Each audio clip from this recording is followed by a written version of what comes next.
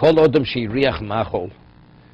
So initially we're speaking about a pregnant woman who smells food on Yom Kippur and begins craving for the food, and it affects her, and you see a change of her demeanor.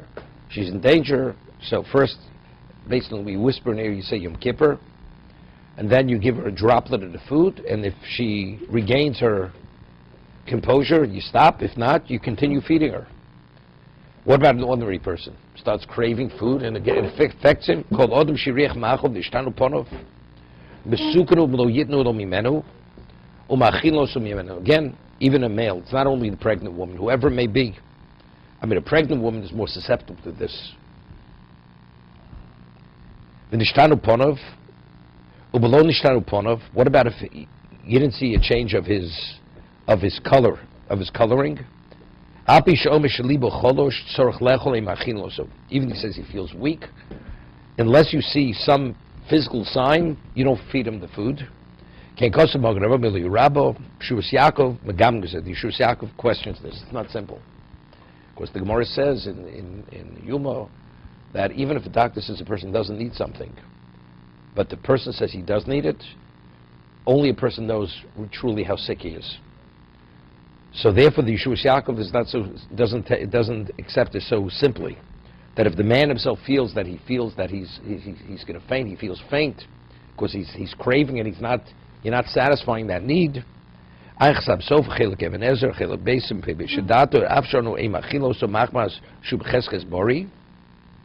Even though we don't offer the food, but the person who feels not well, he knows his own personal situation. He could take food himself, and we're not going to stop him. He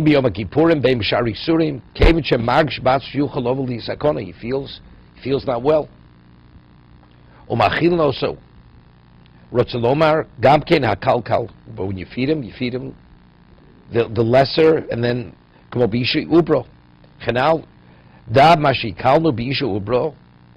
that was very lenient regarding a pregnant woman. We only feed them till they regain their composure. They're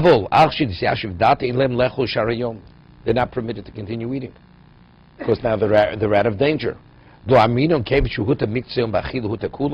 a person breaks his fast, now you're not fasting, so you might as well fast for the rest of the day. Well, you have an hour left to fast. Well, fasting another hour is not going to put you in an afflicted state. It doesn't make a difference. There's a halacha, a person has to fast Yom Kippur. So every minute that you can, you have to observe that minute. Now,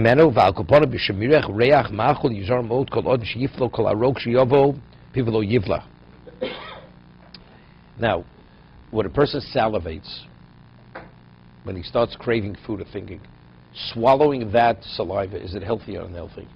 The Gemara says it's unhealthy to swallow that saliva. You should really spit out that saliva.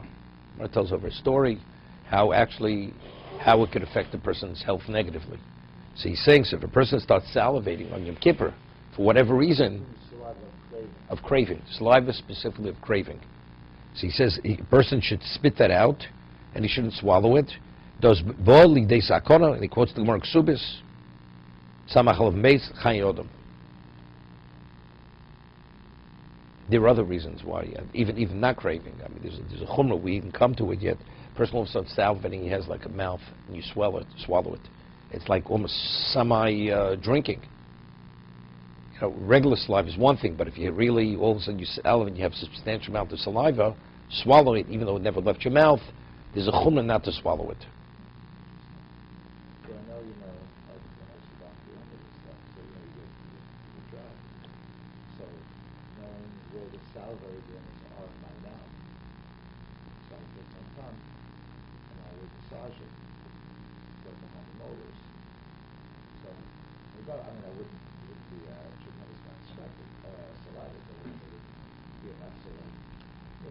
Yeah, but that's not a problem. It's not a problem. He's giving away the trick. He's giving away the tricks of the trade. This is the tricks of the trade.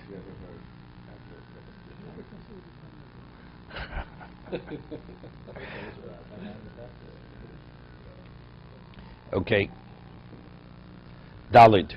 Okay, now we're going to speak about the 3 days out, 3 days, 7 days, and 30 days. Okay? Dalit, Yoledis, a woman who's given birth. Tosh Shloshi Yomim, Lo Sisana Klal. Within 3 days giving birth, a woman should not fast whatsoever. Should not. Her health is of such precarious nature. It's the wrong thing. She's putting her life in jeopardy. Within 3 days. We'll see. Is it 24? We'll see. Is it 20? What do you mean? No, she gave birth.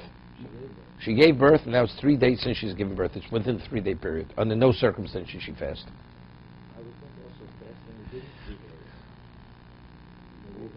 How do you know when she's going to give birth?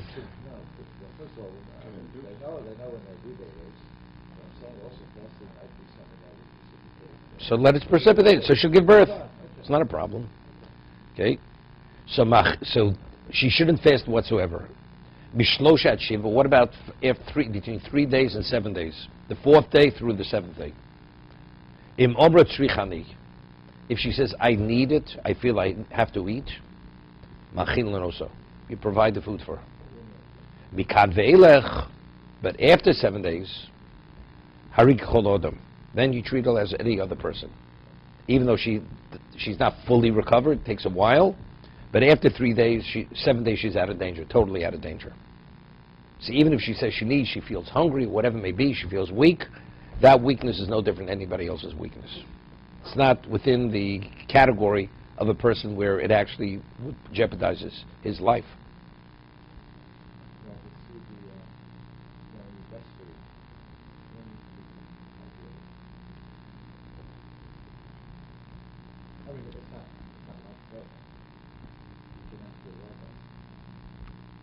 Right, okay.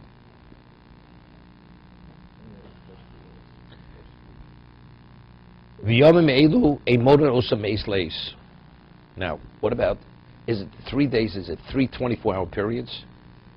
Or is it really 3 days that we count from, sundown? The day ends at sundown. She gives birth 3 o'clock in the afternoon. That's day 1. We don't calculate them 24-hour periods. Eis means from period to period.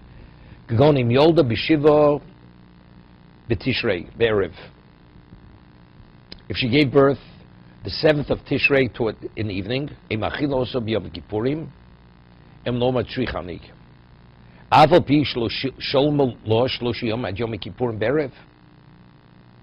although the full 3 days are not completed until Yom Kippur night, when she gave birth 3 days earlier, if you calculate 3 24-hour periods, once the 4th day begins, Mikri Lacha Shlosha. See, this is already a little, logically, it's difficult to understand. If the whole deal, we deal with a physical state, and 3 days is, one woman where she has, it's within a full 3 days, right? Then she can continue eating. But in terms of a woman where she gave birth 5 minutes before sundown, so it's really 2 days and 5 minutes, after that period she's already, that's called the 4th day. Right? I mean, but there's all the physical state of the person. Right? So how do we understand it? It's difficult. We'll have to see. It's interesting, there's a halacha regarding menstruation. That, today we know there's such a thing as a biological clock. And the sunrise and sunset, or the time of the month, has a bearing on a person's physicality. There's a certain clock within the person. Or we know that a person, functions better during daylight period when he's exposed to sun than at nighttime. There's certain things that affect the person's his function. No, I'm saying medically. And the halachas already cited in Hilchas Nida that in terms of menstruation, that sunrise actually has to do with setting the calendar for a woman, what her body clock is when she menstruates, when she doesn't, regarding sunrise. See, normally day starts at Amor HaShachar. Right? Dawn is day. But in regard to the laws of Nida, the daytime period starts from sunrise, not from dawn. Because the menstruation is affected by actually when the sun actually rises. Okay? That's the halacha. So I'm saying something similar to this, I'm not sure. I mean, it's a stretch. But we see over here, it's not the 3-day period, because one person you could have nearly a full 3 days, the person could eat, from the time they gave birth. And this other woman, she has a little more than 2 days, and she's not permitted to eat any longer. Unless she says she needs it. Okay, let's see. Yoledis, Dalit. Now it's interesting. He says, what about if one goes into labor? He says, Afilim lo yolda adayin rak ochzu lo chivlei leida. She's in labor. Does she already assume the status of yoledis? I